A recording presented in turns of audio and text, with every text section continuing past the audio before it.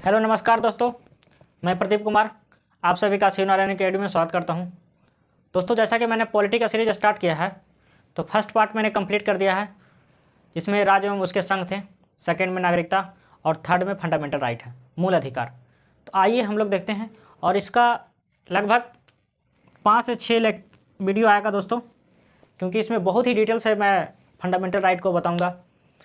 इसके पीछे कारण भी है कि कोई भी एग्ज़ाम हो, यदि उस पॉलिटी से उसमें मतलब आता हो क्वेश्चन, तो फंडामेंटल राइट से एक ना एक क्वेश्चन दर्ज किया हुआ रहेगा, मतलब ज़रूरी रहेगा। तो ये बहुत इंपॉर्टेंट है, और एक जागरूक नागरिक होने के नाते ये जो फंडामेंटल राइट है वो जानना बहुत आवश्यक है। तो आइए देखते हैं कि इसमें क्या क्या पढ़ना है हम लोगों को। तो फर्स्ट ऑफ ऑल जानते हैं हम लोग, देखिए कि ये जो हमारा है, ये जो फंडामेंटल राइट है, उसका फंडामेंटल राइट का अर्थ क्या है। फिर हम लोग पढ़ेंगे कि उसका इम्पोर्टेंस क्या है हमारे देश में। आर्टिकल जो है 15 to 35 जो हम लोग पढ़ेंगे, वो तकरीबन सेकेंड वीडियो से पढ़ेंगे, थर्ड वीडियो से।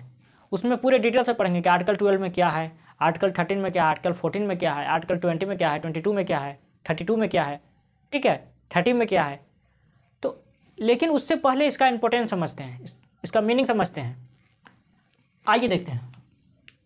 देखिए, शासन के बहुत सारे स्वरूप होते हैं, जैसे राजतंत्र होता है, लोकतंत्र होता है, तानाशाह होता है, ठीक है।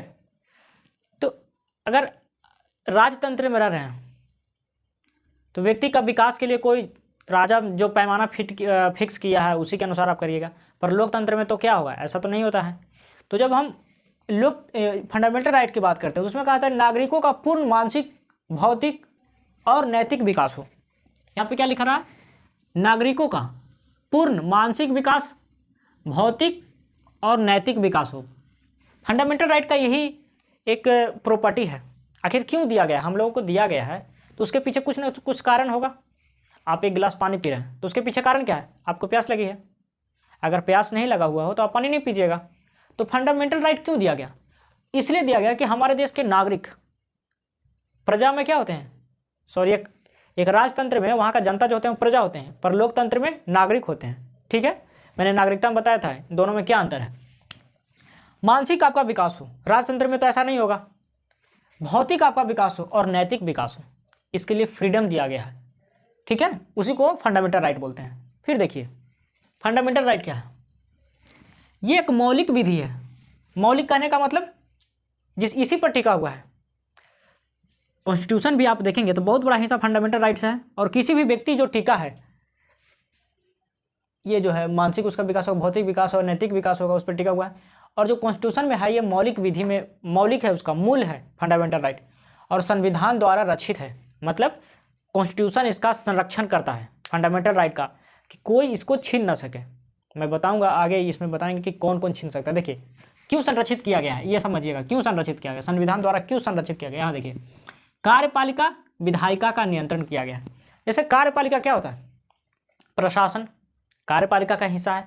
तो प्रशासन यदि मनमाने तरीके से पब्लिक पर या सिटीजन पर, नागरिकों पर यदि अत्याचार करने लगता है, प्रशासन के द्वारा जब किया जाता है तो लोग आवाज़ उठाते हैं। क्यों, क्योंकि उनका राइट है, आप नागरिकों पर जुर्म नहीं कर सकते हैं।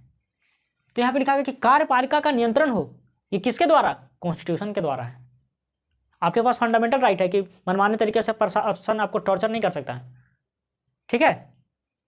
पुलिस प्रशासन नहीं कर सकती है आपको मनमाने तरीके से। विधायिका में कौन आते हैं, विधायिका में नेता लोग आते हैं। यहाँ पे थोड़ा सा समझ जाइएगा, कार्यपालिका, विधायिका और न्यायपालिका, शॉर्ट समझिएगा, एग्जीक्यूटिव, लेजिस्लेटिव और जुडिशरी। कार्यपालिका में कौन आते हैं, प्रशासन, और ये विधायिका का भी आता है। अब विधायिका में क्या होता है, कानून बनाना। न्यायपालिका में क्या होता है, कानून का देखना सही है गलत, यही तीनों में अंतर है। तो विधायिका ने एक कानून बना दिया जिससे व्यक्तियों का जो अधिकार है वो हनन हो रहा है।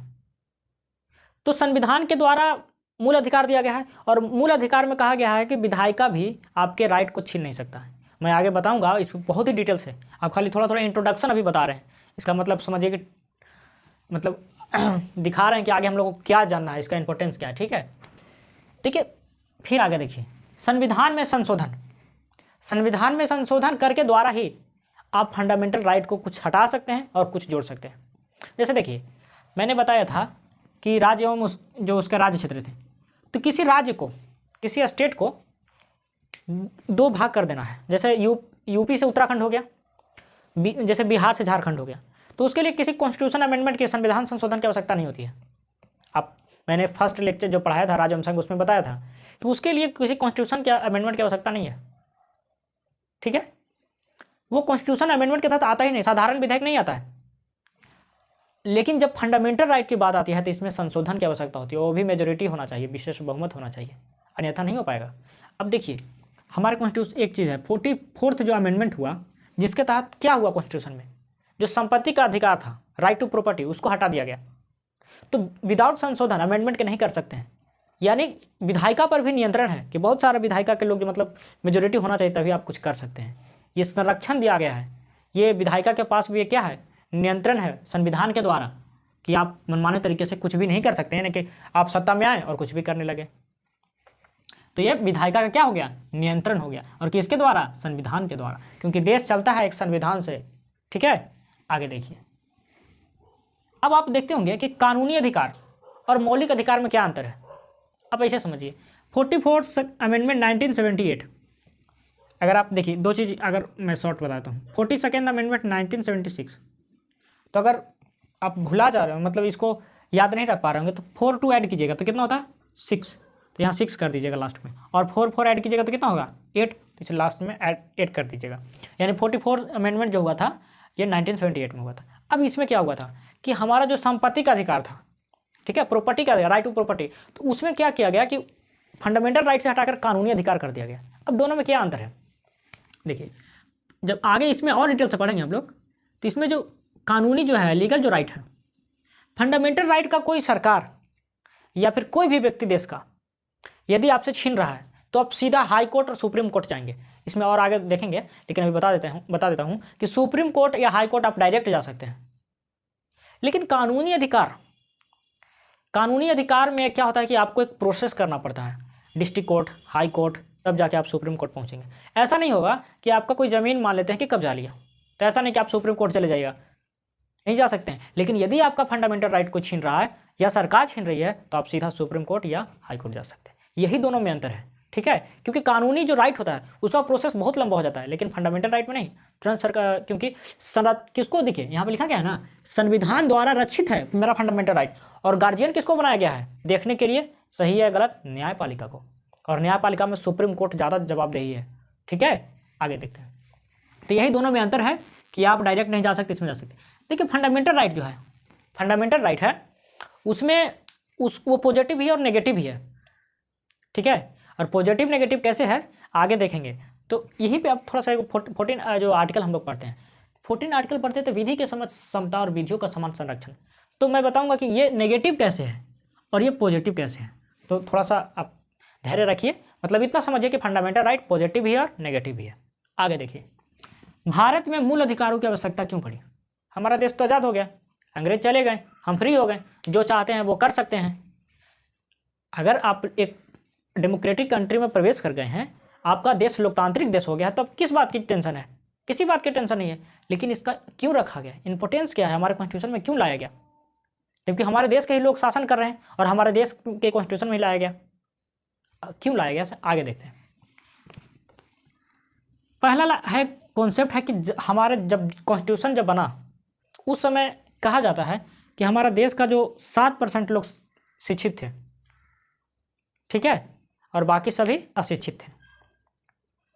तो अगर अशिक्षित रहिएगा तो कोई भी आपको शोषण कर लेगा, ये बात निश्चित है। कोई भी आपको किसी भी प्रकार से आपको क्या करेगा, मतलब बदल सकता है आपके विचारों को, आपको जो मतलब नहीं आ रहा है तो आप कुछ भी समझा देगा, चला जाएगा आपको समझाकर। तो अब क्या होगा कि अगर जनता निरक्षर है, उसको जानकारी नहीं है, और अगर कॉन्स्टिट्यूशन में नहीं लिखा जाएगा और उसका गार्जियन सुप्रीम कोर्ट या जुडिशरी, समझिए जुडिशरी को नहीं बनाया जाएगा, तो फिर क्या होगा, वो जनता, तो जो महापुरुष लोग इस देश के लिए बलिदान दिए कि हमारे देश के लोग खुशी रहें, उन पर कोई शोषण न हो, तो फिर उनका बलिदान तो निरर्थक चला जाएगा ना। फिर इसी देश के लोग क्या करेंगे, उन पर शोषण करना चालू कर देंगे। तो इसीलिए उसमें क्या किया गया कि हमारे देश के जनता निरक्षर थे, तो कॉन्सेप्ट लाया गया, इसकी आवश्यकता क्यों है, उनको बचाया जा सके, उन पर कोई शोषण न करे। ठीक है, आगे देखते हैं। फर्स्ट पढ़ लिया, संसदीय प्रणाली, कार्यपालिका, विधायिका। संसदीय प्रणाली क्या होता है? देखिए, एक चीज़ होता है, एक होता है प्रेसिडेंशियल रूल, एक होता है पार्लियामेंट्री रूल। दो प्रकार से रूल होते हैं, आप समझिए, पार्लियामेंट्री और प्रेसिडेंशियल।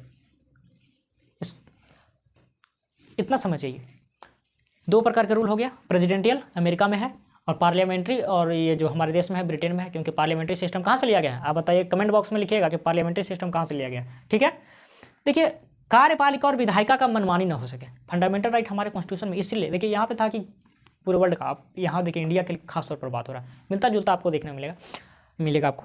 तो फंडामेंटल राइट को क्या है, देखिए, कार्यपालिका मैंने बताया एग्जीक्यूटिव, लेजिस्लेटिव विधायिका। ठीक है, विधायिका लेजिस्लेटिव। अगर फंडामेंटल राइट लोगों को नहीं दिया जाए तो पुलिस प्रशासन या कार्यपालिका के अंदर आने वाले जो भी व्यक्ति होंगे, जो भी संस्थाएं होंगी, वो अपने मनमाने तरीके से क्या करने लगेंगे, चलने लगेंगे। जैसे आप देखिए कि अगर यहाँ से पानी बह रहा है और यदि नहर के दोनों साइड में ऐसा ना हो तो पानी जहाँ मन तहाँ चला जाएगा, चला जाएगा कि नहीं। लेकिन अगर ये बना हुआ किनारा तो इसके अंदर ही पानी जाएंगे। तो उसी पर कॉन्स्टिट्यूशन उनको लिमिट करके रखा है कि आपका दायरा इतना है, आप इससे ज़्यादा नहीं बढ़ सकते हैं। मतलब अब मान लेते छोटा सा प्रॉब्लम हुआ, प्रशासन को एक डंडा मारना था, प्रशासन ने उसको इतना मारा कि मौत ही हो गया उसको, तो ये क्या हो गया, लिमिट से बाहर हो गया।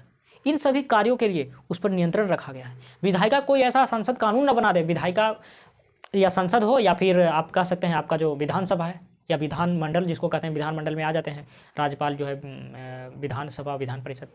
तो इन सभी जो ऐसा कानून का निर्माण न कर दे जिससे हमारे देश के नागरिकों को शोषण का शिकार होना पड़े, उनको जुर्म सहना पड़े, अत्याचार सहना पड़े, उनके जो है यहाँ पे मानसिक, भौतिक और नैतिक विकास के लिए उनमें बाधक हो जाए, ऐसा कानून आप निर्माण नहीं कर सकते। तो ये एक नियंत्रण है। ठीक है, ऐसा नहीं कि कोई भी देश का प्रधानमंत्री बन गया तो कुछ भी कर सकता है, कुछ भी नहीं कर सकता है, उसके पास भी लिमिट है और लिमिट लगाने वाला कौन है, कॉन्स्टिट्यूशन।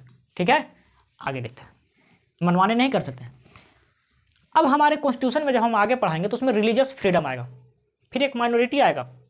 तो हमारे देश में देखिए धार्मिक असमानता है बहुत ज़्यादा, क्योंकि आप देखेंगे तो दुनिया के अगर 5 से 6 धर्म देखेंगे तो आप देखेंगे कि 3 से 4 तो यही हैं, बौद्ध, जैन, सिख, हिंदुज़म, अब 4 तो यही हो गए। तो इतना डाइवर्सिटी है, और अलग और भी हैं, यहाँ इस्लाम भी रहते हैं, क्रिश्चियन भी हैं, पारसी भी हैं, तो सभी अलग अलग रिलीजियस के लोग रह रहे हैं। तो आप मानिए, देखिए, अगर धर्म के आधार पर इतना डाइवर्सिटी होगा तो अगर मानते हैं कि 100 लोग यहाँ पे रह रहे हैं और 85 लोग कोई एक धर्म को बिलोंग कर रहे हैं, एच मान लेते हैं, और 10% कोई और जी धर्म को बिलोंग कर रहे हैं, और कितना हो गया 95, 5% में और 2-3 धर्म लोग आते हैं। तो उनको ऐसा भावना, उनके अंदर ऐसा भावना नहीं आना चाहिए, उनके अंदर ऐसा विचार नहीं आना चाहिए कि हम तो 5% में भी 1% रह रहे हैं तो 85% वाले एक दिन हमको भगा देंगे, और अपने 1% वाले जो लोग रह रहे हैं उनका जो भी पूजा पद्धति है 85% वाले लोग उनको अफेक्ट कर रहे हैं, प्रभावित कर रहे हैं। ऐसा नहीं कर सकते हैं आप। क्यों? क्योंकि संविधान उनको भी संरक्षण दिया हुआ है। और धार्मिक असमानता और जो धर्म के जो मतलब छोटे से ग्रुप हो गए, कम आबादी में है, उनको भी संविधान उतना ही संरक्षण देता है जितना कि एक मेजोरिटी 85% वाले लोगों को देता है। इनको तो ज़्यादा ही कुछ देता है। ठीक है, तो यही चीज़ है कि धार्मिक असमानता होने के कारण जो हमारा देश के जो फंडामेंटल राइट में ही, मूल अधिकार में ही धार्मिक स्वतंत्रता को ऐड कर दिया। ठीक है, अब देखिए संघात्मक पद्धति। संघात्मक कहने का मतलब मैंने बताया है कि संघात्मक जो ये व्यवस्था कहाँ से लिया गया है, कमेंट बॉक्स में आप लिखिएगा, क्योंकि मैंने पूरा डिटेल से कहा जो हमारे कॉन्स्टिट्यूशन में लिया गया है वो कौन पार्ट का किस देश के कॉन्स्टिट्यूशन से लिया गया है मैंने बताया है। आप कमेंट बॉक्स करके में बताइएगा कि संघात्मक पद्धति कहाँ से लिया गया है। ठीक है, तो संघात्मक पद्धति में क्या होता है कि केंद्र स्तर पर सरकारें होती है और राज्य स्तर पर सरकारें होती है। तो ऐसा नहीं, दोनों के पास लिमिट है। ऐसा नहीं कि कोई भी सरकारें जो है मनमाने तरीके से कोई भी कानून का निर्माण कर देगी जिससे जनता क्या होगा, परेशानी होगा, उनके विकास में बाधक बन जाएगा, उनके राइट को छीन लिया जाएगा। तो सरकार के संघात्मक पद्धति में भी क्या है, प्रतिबंध है, उनका एक लिमिट रखा गया है। आगे देखिए, क्योंकि हो सकता है केंद्र सरकार कुछ और करे, राज्य सरकार भी हो सकता है। अगर संघात्मक कहा था कि नहीं, संघात्मक पद्धति में इसलिए रखा गया ताकि मनमाने, मतलब दोनों जगह तो विधायिका होगा तो मनमाने नहीं करें। अब देखिए कि जो फंडामेंटल राइट में क्या है, एक चीज़ बहुत ही चीज़ है, कोई व्यक्ति के पास यदि विशेषाधिकार नहीं है तो इसका मतलब हुआ कि सभी लोग बराबर हैं। अब सभी लोग बराबर क्यों रखा गया? पहले होता था, देखिए कि हमारे देश में विशेषाधिकार होता, राजाधिराज महाराजाधिराज, हम आगे पढ़ेंगे कि कैसे इसको हटाया गया। तो इन सब जब चीज़ रहेगा तो क्या सभी व्यक्ति बराबर हुए? नहीं हुए, क्योंकि किसी के पास विशेष हो जाएगा। विशेषाधिकार का मतलब वो क्या हुआ? उसके पास विशेष राइट है। तो ऐसा कॉन्स्टिट्यूशन नहीं करता है, ठीक है। तो इसीलिए इसको खत्म करने के लिए फंडामेंटल राइट की आवश्यकता पड़ी। आगे देखिए, समाज में असमानता को दूर करने के लिए भी फंडामेंटल राइट में ऐसा लाया गया है कि समाज के असमानता को दूर किया जाए। क्योंकि आप देखिए, यदि आपका मानसिक विकास होना है और मानसिक रूप से समाज में आपको प्रताड़ित कर रहे हैं, तो क्या आपका मानसिक विकास होगा? नहीं होगा। आप मान लेते हैं कि कोई जाति प्रथा के अनुसार अपनी निम्न जाति में पैदा हुए और इसके कारण आपको मानसिक समस्या झेलने पड़ रही है, तो आपका विकास नहीं हुआ। तो कॉन्स्टिट्यूशन यही आपको राइट देता है कि इस प्रकार से यदि कोई आपको टॉर्चर करे तो आप सीधा सुप्रीम कोर्ट, हाई कोर्ट जाइए और क्या करेगा, उसको जो भी कानूनी प्रक्रिया होगा वो दंड मिलेगा उसको। तो इन सभी चीज़ों को क्या किया गया? विकास के लिए, उनका उत्थान हो, जो आगे बढ़ गया है उसके बराबर वो चले, इसीलिए फंडामेंटल राइट में रखा गया है। फिर देखिए कि स्त्रियों के लिए भी रखा गया है। जो दलित को आते हैं कम्युनिटी में, जो एसटी और एसी आते हैं, उनके लिए विशेष राइट है। आप पढ़ते हैं कि रिजर्वेशन उनको दिया जाता है। क्यों दिया जाता है? ताकि वो भी समाज के मुख्य धारा में जुड़ जाएं। क्योंकि सामाजिक रूप से वो हजारों साल या फिर कितना भी सालों तक पीछे रहें, तो कोई आगे निकल गया तो उनको राइट दिया गया है। रिजर्वेशन जैसे आप समझते हैं कि उनको दिया गया है, चलिए आप कम से कम आगे बढ़ें, समाज के मुख्य धारा में आए। तो इन सभी चीज़ों को क्या क्या फंडामेंटल राइट में रखा गया है। क्यों रखा गया? ताकि कोई छीन न ले। अब ऐसा हो सकता है कि यदि समाज में अगर असमानता होता, सपोज मान लेते हैं कि अगर उनके पास राइट नहीं होता तो क्या होता? अगर कोई निम्न जाति में आ रहा है तो मान लेते हैं कि कोई अच्छी जाति वाले हैं, उन लोग को ज़्यादा अति है, उन लोग की संख्या ज़्यादा है, तो वोट देकर उनके अपने कम्युनिटी के बना लिए। तो छोटे जो कम्युनिटी वाले, उनका तो ख्याल नहीं रख पाएगा ना, कहेगा कि आप वोट दिए या नहीं दिए उससे प्रभाव नहीं, हम तो जीतने से मतलब है। तो ऐसा नहीं कर सकता है वो, है ना। तो इसीलिए संरक्षण दिया गया है कॉन्स्टिट्यूशन के द्वारा। अब देखिए फंडामेंटल राइट का थोड़ा हिस्ट्री देखते हैं कि क्या है। तो पहली बात हम लोग पढ़ें कि फंडामेंटल राइट पार्ट 3 में है, आर्टिकल 12 to 35 है और ये यूएसए से लिया गया है।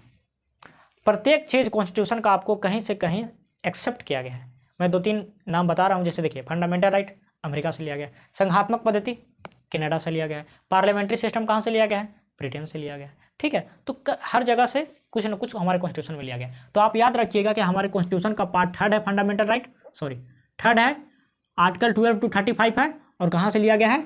यूएसए से लिया गया है, ठीक है, संयुक्त राज्य अमेरिका। मूल अधिकार जो हमारे थे, फंडामेंटल राइट थे, हमारे कॉन्स्टिट्यूशन जब बनकर निर्माण हो गया, मतलब कब? 26 नवंबर 1949 को। तो उस दिन हमारे कॉन्स्टिट्यूशन में, मतलब आप कह सकते हैं ओरिजिनल कॉन्स्टिट्यूशन, जिसको हम लोग क्या कहते हैं? Original constitution. तो हमारे 7 राइट्स थे, लेकिन यदि प्रेजेंट में आप देखेंगे तो 6 राइट्स हैं। अब एक हटाया गया, कौन? 44th अमेंडमेंट 1978 के द्वारा संपत्ति के जो राइट है, राइट टू प्रॉपर्टी, उसको खत्म कर क्या कर दिया गया है? कानूनी अधिकार में कर दिया गया। मैंने बताया था ना कि कानूनी अधिकार और मौलिक अधिकार में क्या अंतर है। अब देखिए, ये 44th अमेंडमेंट के द्वारा संपत्ति के अधिकार को समाप्त कर दिया गया और कानूनी अधिकार ला दिया गया। तो कानूनी अधिकार क्या है? मैंने बता दिया है। अब देखिए, जो हमारा पार्ट है, हमारे जो कॉन्स्टिट्यूशन का जो आर्टिकल 12 to 35 है, उसको 6 पार्ट में बांट दिया गया, क्योंकि 6 राइट है ना यहाँ पे। तो आप देखिए कि 6 में बांट दिया गया। एक आपको मिलेगा समता के अधिकार, राइट टू इक्वलिटी, उसमें आपको आर्टिकल मिलेगा 14, 15, 16, 17, 18। आर्टिकल 12 भी है, आर्टिकल 13 भी है। मैंने बताया ना कि 3rd वीडियो आएगा जिसमें मैंने आर्टिकल्स वहाँ से स्टार्ट करेंगे कि 1 by 1 आर्टिकल में क्या लिखा गया। अभी तो उसका देख रहे हैं कि एक समझिए कि इंट्रोडक्शन के तौर पर सिर्फ है। तो समता के अधिकार में है आर्टिकल 14, 15, 16, 17 एंड 18। यस। आर्टिकल 14 क्या है? विधि के समक्ष समता एवं विधियों का समान संरक्षण। थोड़ा थोड़ा बता रहे हैं अभी, फिर हम लोग डिटेल से पढ़ेंगे। विधि के समक्ष समता कहने का मतलब हुआ कि कानून के नज़र में सभी बराबर हैं, किसी के पास विशेषाधिकार नहीं है। मैंने बताया ना यहाँ पे, समाज किसी भी व्यक्ति के पास विशेषाधिकार अभी नहीं बच गया। जब हमारा देश में राजे रजवाड़े थे तो राजाधिराज महाराज पूरा लंबा चौड़ा एकदम टाइटल लेके बैठे हुए रहते थे, ठीक है। तो जब यहाँ उसमें क्या हो गया, कानून के अगर उनको विशेषाधिकार रहेगा तो उनके पास राइट ज़्यादा रह जाएंगे, तो संविधान ने खत्म कर दिया। तो विधि के समक्ष समानता का मतलब हुआ कि यदि आप कितना भी पैसे से बड़ा हो, पद आपका बड़ा हो, यदि आप कोई एक सेम क्राइम करते हैं, कोई एक ही कृत्य कर दिए मतलब गलत, तो आपको उतना ही सज़ा दिया जाएगा। अगर मान लेते हैं कि अंबानी साहब ने कोई गलत काम किया तो यदि उसके लिए 5 साल है, और यदि हम उस मतलब क्राइम कर देते हैं तो मेरे लिए भी 5 साल ही होगा। जबकि अंबानी साहब के पास तो कितने पैसा है, मेरे पास तो कुछ भी नहीं है, ठीक है कि नहीं। तो लेकिन क्या करा है विधि के समझ समता, मतलब ये नहीं देखेगा कि किसके पास पैसा कितना है, किसके पास पहुंच कितना है, कौन कितना देश दुनिया में कितने लोग उसको जानते हैं, इसे कोई मतलब नहीं है। कानून के नज़र में आप सभी बराबर हैं, ठीक है। विधियों का समान संरक्षण कहने का मतलब यहाँ पे क्या है, यही तो मैंने बताया था कि ये नेगेटिव है पॉजिटिव। देखिए यहाँ पे क्या है, यहाँ पे है एक फुटबॉल का मैच, एनसीईआरटी में बहुत ही अच्छा समझाया। यहाँ पे एक मान लेते हैं कि 5 फुट का यदि बाउंड्री है और कोई व्यक्ति 3 फुट का है, कोई 4 फुट का है और कोई 2 फुट का है, तो इसको कितना फुट का टूल चाहिए ग्राउंड को मतलब मैच देखने के लिए, +2। इसको कितना चाहिए, +1। इसको कितना चाहिए, +3। इतना चाहिए ना, इतना मतलब हाइट का टूल चाहिए। अब देखिए विधि के समझ समता में कह रहा है कि कानून के नज़र में तो सभी बराबर हैं, पर आप यहाँ पे लॉजिक लगाइए, यदि सबको 3 मान लेते हैं कि 1 फुट का टूल दिया जाता तो क्या सभी लोग मैच देख पाते, नहीं देख पाते। तो यहीं से कॉन्सेप्ट यदि आप देखेंगे तो डेप्थ में निकलता है, रिजर्वेशन का कॉन्सेप्ट यहीं से निकलता है कि विधियों का समान संरक्षण हो, जो जैसा है उसके साथ वैसा ही व्यवहार हो, उसके साथ कानून वैसा ही हो। यदि ठीक है, तो अगर मान लें कि आप गरीब हैं तो आप के साथ देखा जाएगा, मतलब कि आप ज़्यादा हैं गरीब हैं तो कुछ आपको छूट दिया जाएगा, है ना, मतलब कि पैसा वगैरह वाला चीज़ में। तो वो चीज़ होता है कि विधियों का समान संरक्षण यहीं पे कॉन्सेप्ट निकल के आता है। ये सबसे अच्छा एग्जांपल इसको समझने के लिए है। अगर कानून के नज़र से देखा जाए तो सभी को 1 फुट के मान लेते टूल अगर दे दिया जाए तो कोई भी मैच नहीं देख पाएंगे, किसी का मतलब पूरा नहीं हो पाएगा इच्छा। और यहाँ पे अगर सबके उसकी ज़रूरत के हिसाब से हम दे रहे हैं तो आराम से देख पाएंगे। तो वही जो रिजर्वेशन है क्या उनकी ज़रूरत है जी, तो इसीलिए रिजर्वेशन दिया गया है। अब देखिए आर्टिकल 15 कहता है कि धर्म, मूलवंश, जाति, लिंग या जन्म स्थान, इसके आधार पर कॉन्स्टिट्यूशन किसी के साथ भेदभाव नहीं करेगा। राजतंत्र में क्या होता था, या जब हमारा देश गुलाम था तो कोई राजा रजवाड़ा है तो अपने जो विशेष चाहे उच्च जाति के हैं उसका ज़्यादा मतलब उसको वैल्यू दे रहा है, जो निम्न जाति के हैं उनको नहीं उतना वैल्यू दे रहा है, या फिर उनको हीन भावना का शिकार होना पड़ रहा है। तो आर्टिकल 15 का समता का मतलब क्या हुआ, सभी बराबर, कोई न बड़ा न छोटा। तो आर्टिकल 15 में कहा गया कि आप किसी भी धर्म से बिलोंग करते हैं, या तो 85% वाले धर्म से बिलोंग करते हैं या 0.36% वाले धर्म से बिलोंग करते हैं, आपके साथ किसी भी प्रकार का डिस्क्रिमिनेशन नहीं किया जाएगा। ये कॉन्स्टिट्यूशन आप सुनिश्चित करता है, प्रत्येक नागरिक का, इंडिविजुअल जो है सिटीजन का वो ख्याल रखता है। मूलवंश, आप किसी भी जाति से बिलोंग करते हो, कोई भी आपका लिंग हो, चाहे स्त्री हो, पुरुष हो या ट्रांसजेंडर हो, आपके साथ ऐसा नहीं किया जाएगा, ठीक है। जन्म स्थान आपका चाहे कुछ भी हो। आर्टिकल 16 कहता है कि लोक नियोजन में समता होना चाहिए। जो भी जो वैकेंसी या जो कुछ भी होता है सरकारी काम, उसमें लोक नियोजन जो है उसमें समानता होना चाहिए, किसी के साथ ना सुपीरियर, ना कोई आगे है ना कोई पीछे है, ठीक है, बराबर रखा जाए। आगे देखिए इसमें आर्टिकल और 60 में पढ़ेंगे, इसमें डेप्थ में पढ़ेंगे तो 4th 5th में रिजर्वेशन का कॉन्सेप्ट आएगा, 3 4 में आएगा, 5th में तो अब EWS वाला हो गया, तो वो भी हम लोग डिटेल से देखेंगे। सिर्फ अभी इंट्रोडक्शन हम समझा रहे हैं कि क्या क्या हमारा है। फिर देखिए आर्टिकल 17 कहता है कि अनटचेबिलिटी को समाप्त कर दिया है।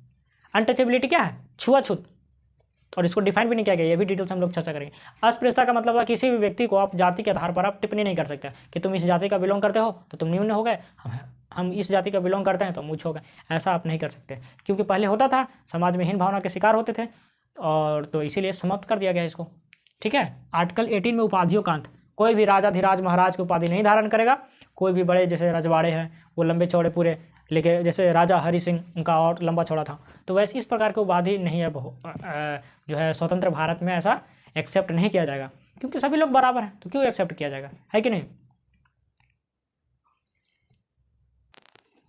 आइए दोस्तों अब हम लोग देखते हैं स्वतंत्रता का अधिकार। जैसा कि मैंने बताया था कि हमारे जो 6 राइट हैं कॉन्स्टिट्यूशन में, ओरिजिनल कॉन्स्टिट्यूशन में 7 राइट्स थे, 7 फंडामेंटल राइट्स थे, लेकिन प्रेजेंट में अभी कितने हैं, 6। तो उसमें आपको समता का अधिकार, स्वतंत्रता का अधिकार, ठीक है, शोषण के विरुद्ध अधिकार, धार्मिक स्वतंत्रता का अधिकार, संस्कृति और शिक्षा का अधिकार और संवैधानिक उपचारों का अधिकार, तो 6 होगा। तो मैंने समता के अधिकार बता दिया। अब देखते हैं कि स्वतंत्रता का अधिकार में क्या, सिर्फ आर्टिकल और उससे मतलब थोड़ा बहुत उससे रिलेट कर रहे हैं। जो 3rd लेक्चर आएगा ना उसमें हम लोग डिटेल से पढ़ेंगे।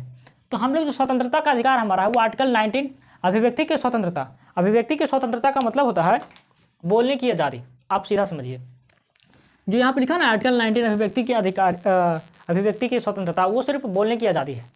और बोलना क्या है, क्या नहीं बोलना है, ये हम लोग आर्टिकल 19 जब डिटेल से पढ़ेंगे तो ऐसा नहीं कि मनमाने तरीके से आप कुछ भी बोल दें जो देश के खिलाफ हो, देश की यूनिटी इंटीग्रिटी के खिलाफ हो। इन सब बातों पर भी गौर रखना है। लेकिन अभी आपको इतना सिर्फ समझना है कि अभिव्यक्ति की स्वतंत्रता का मतलब हुआ सिर्फ बोलने की आज़ादी। ठीक है। आर्टिकल 20 में है अपराधों के लिए दोष सिद्धि के में है कि ऐसा नहीं है कि जैसे देखिए आर्टिकल 20 क्या कहता है, एक सिंपल सा समझिए कि अगर मान लेते कि कोई क्राइम कर दिया, उसके लिए जिस समय क्राइम किया उस समय 2 साल था, 2 साल उसका सज़ा था। अब सरकार ने नया कानून बना दी कि उसी सज़ा के लिए, उसी मतलब अपराध के लिए 5 साल सज़ा हो गया, तो क्या उसको फिर से उठा के लेके जाएगा घर से और सरकार बोलेगी चलो और 3 साल काटो मतलब जेल में? ऐसा ही ना होगा। तो यही कर रहा है कि अपराधों के लिए फिर एक बार से बेसी उसको सज़ा नहीं होगा। ऐसा नहीं कि एक बार अगर माने कि कोई क्राइम कर दिया उसके लिए 2 साल सज़ा काट लिया वो, तो ऐसा नहीं कि फिर वो कोई सरकार बनती है तो उसको फिर उठा के लेके चले जाएगा, चलो 2 साल और काटो, हमारी सरकार आई तो इसके लिए अपराधों के लिए दोष सिद्धि के संबंध में ये चीज़ है। आर्टिकल 21 में प्राण एवं दैहिक स्वतंत्रता आपको दिया गया। ठीक है, जीने की आज़ादी जिसको कह सकते हैं आप। फिर इसमें क्या क्या आते हैं वो भी हम लोग देखेंगे। आर्टिकल 21 का एम है प्राथमिक शिक्षा का अधिकार, जो 6 साल से 14 साल के बच्चों को दिया जाता है, वो फंडामेंटल राइट है। फिर आर्टिकल 22 में गिरफ्तारी से संरक्षण, मनमाने तरीके से सरकार भी आपको अरेस्ट नहीं कर सकती है, क्योंकि आप देखते हैं कि मनमाने तरीके से सरकार यदि अरेस्ट कर लेती है तो सुप्रीम कोर्ट या हाई कोर्ट मतलब न्यायपालिका सरकार को फटकार लगाती है। क्यों? क्योंकि फंडामेंटल राइट है, मनमाने तरीके से सरकार भी आपको गिरफ्तार नहीं कर सकती है। ठीक है, आगे देखिए। शोषण के विरुद्ध अधिकार, शोषण के विरुद्ध अधिकार में 23 है मानव के दुर्व्यवहार एवं बलात्श्रम। तो इसमें बलात्श्रम का मतलब क्या होता है वो भी हम लोग देखेंगे डिटेल से। लेकिन आप इतना समझिए कि मानव के साथ जो मानव के जो गरिमापूर्ण जिंदगी है वो होना चाहिए, गलत तरीका उसके साथ नहीं होना चाहिए। दुर्व्यवहार का मतलब जैसे ह्यूमन ट्रैफिक जिसको कहते हैं, ट्रैफिकिंग, इसमें क्या होता है कि मानव के तस्करी जिसको हम लोग कहते हैं। ठीक है, बड़े बड़े शहरों में जो प्रोस्टिट्यूशन होता है वो चीज़ है, तो वो सब सरकार क्यों उस पर निगरानी रखती है? क्योंकि व्यक्ति सरकार का ये जिम्मेवारी है, क्योंकि संविधान में लिखा गया है कि मानव के साथ ऐसा दुर्व्यवहार नहीं होना चाहिए। ठीक है, गलत नहीं होना उसके साथ होना चाहिए। आर्टिकल 24 क्या कहता है, देखिए हम लोग टिक लगाते जाते हैं। आर्टिकल 24 क्या कहता है कि बच्चों को जो है कारखानों में काम नहीं करने देना है। उसका एज लिमिट रखा है कि 14 साल से अगर कम है तो वो बच्चा कारखाना में काम नहीं कर सकता है। यदि कर रहा है तो उसका फंडामेंटल राइट का क्या हो रहा है, हनन हो रहा है। और सरकार इस पर निगरानी रखे कि उस जिस कारखाने में काम कर रहा है उसको क्या करे, बैन करे या फिर बच्चों को वहाँ से छुड़ाए। बहुत सारे ऐसे में काम करते हैं ना, जैसे कैलाश सत्यार्थी, जैसे होटलों में छोटे छोटे बच्चे मिल जाते हैं, तो क्या है वो, यही तो चीज़ है। आर्टिकल 24 उसको संरक्षण दे रहा है।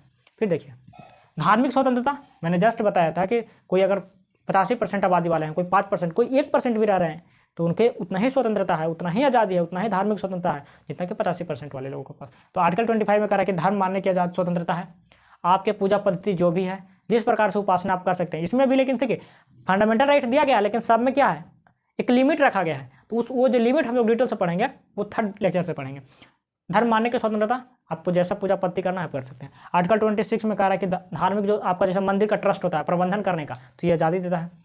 आर्टिकल 27 जो कहता है कि टैक्स से फ्री, ऐसा नहीं कि मान लेते हम किसी धर्म से बिलोंग करते हैं तो हम पे हमारे जो धर्म वाले होंगे या मंदिर ट्रस्ट वाले ज़बरदस्ती थोप देंगे कि नहीं आपको तो 1000 रुपये देना ही देना है, ऐसा आप नहीं कर सकते हैं। ठीक है, कि आपके विकास के लिए आपको इतना टैक्स, आप इतना कमा रहे हैं तो आपको टैक्स इतना देना पड़ेगा, ऐसा नहीं कर सकते हैं क्योंकि आज़ादी दिया गया। ठीक है, आर्टिकल 24 में, आर्टिकल 20 में धार्मिक शिक्षा से स्वतंत्रता, जो सरकार द्वारा संचालित जो शिक्षण संस्थाएं होती है उसमें धार्मिक शिक्षा नहीं दिया जा सकता है। ठीक है, इससे संरक्षण किया गया। अब देखिए संस्कृति और शिक्षा का अधिकार, ये जो है 2, ये माइनॉरिटी से रिलेटेड है। मैंने बताया था ना कि माइनॉरिटी का क्या होता है डेफिनेशन, वो भी हम लोग देखेंगे। तो संस्कृति जो है आर्टिकल 29 में क्या भाषा उसका लिपि जो है उसको संरक्षण किया गया है। और आर्टिकल 30 में है जो उसके शिक्षा संस्थानों हैं उनको सरकार क्या करती है, उनको उसका संरक्षण किया गया क्योंकि फंडामेंटल राइट में आता है अल्पसंख्यकों के लिए शिक्षा संस्थानों की व्यवस्था। आर्टिकल 32 में क्या है, संवैधानिक उपचारों का अधिकार। संवैधानिक उपचारों का मतलब इसमें ये आर्टिकल 32 अपने आप में एक क्या है, इसको बाबा साहब बोलते हैं कि ये संविधान की आत्मा है, क्योंकि किसी भी व्यक्ति को विकास करने के लिए स्वतंत्र होना बहुत आवश्यक है। और स्वतंत्र है या नहीं है वो अपना राइट का क्या करेगा, चुनौती देगा ना जुडिशरी में। तो आर्टिकल 32 के तहत ही आप सुप्रीम कोर्ट जाते हैं, इस बात को याद रखिएगा। और हम लोग देखेंगे डिटेल से।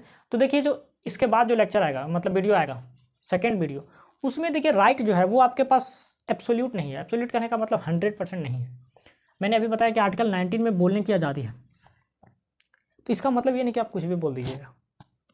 वो कितना रिस्ट्रिक्शन है, क्या बोल सकते हैं, ये भी हम आर्टिकल 19 में बताएंगे। ठीक है, आर्टिकल जैसे देखिए कुछ भी है, 22 है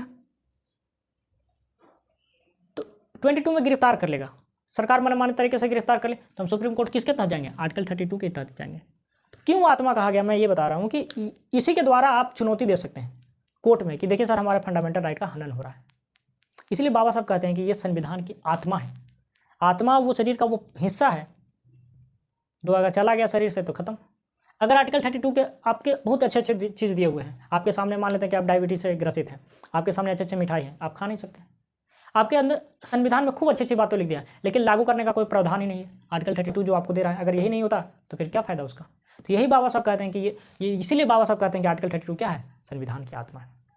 ठीक है दोस्तों, तो यहाँ तक मैंने इसे बताया जो इंट्रोडक्शन के रूप में आप इसे ले सकते हैं। और जो सेकंड वीडियो जो आएगा उसमें हम लोग बताएंगे कि कितना मतलब ये तो एब्सोल्यूट नहीं है, फिर सरकार के पास भी एब्सोल्यूट पावर नहीं है, तो दोनों मतलब कितना सरकार कोई कानून बनाई तो कितना बना सकती है, कितना नहीं बना सकती है, आप क्या कर सकते हैं आप क्योंकि आपके पास भी एब्सोल्यूट नहीं है कुछ भी राइट।